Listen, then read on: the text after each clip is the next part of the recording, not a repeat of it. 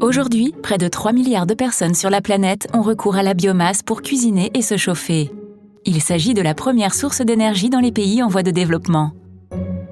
Les équipements de cuisson traditionnels fonctionnent essentiellement à feu ouvert et ont de graves conséquences pour la santé.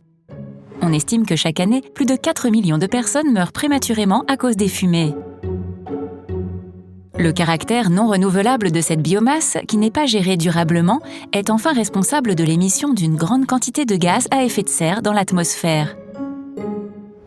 L'amélioration du rendement énergétique de ces équipements de cuisson permet de réduire la consommation de combustible et par conséquent les émissions de CO2. Le plus souvent fabriqués avec des matériaux disponibles localement, les cuiseurs économes ou foyers de cuisson améliorés suivent la même composition.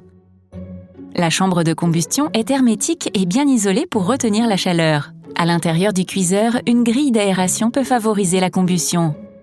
La partie basse du cuiseur permet de récupérer les cendres. La casserole vient enfin se poser sur la partie haute du cuiseur. Le cuiseur amélioré permet une économie de 20 à 50% du combustible. Il limite la pression sur les ressources et favorise le développement économique local. C'est aussi un gain de temps pour les familles qui collectent cette biomasse et une économie financière pour celles qui les achètent. Enfin, la réduction des fumées nocives améliore les conditions sanitaires des utilisateurs. D'un point de vue climat et compensation carbone, économiser une énergie non renouvelable équivaut à éviter des émissions de CO2.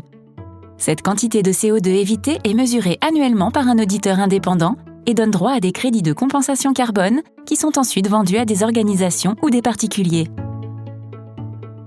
Favoriser la diffusion de ces équipements de cuisson efficaces permet d'améliorer les conditions de vie des populations en limitant leur exposition aux fumées nocives et en réduisant leur précarité énergétique.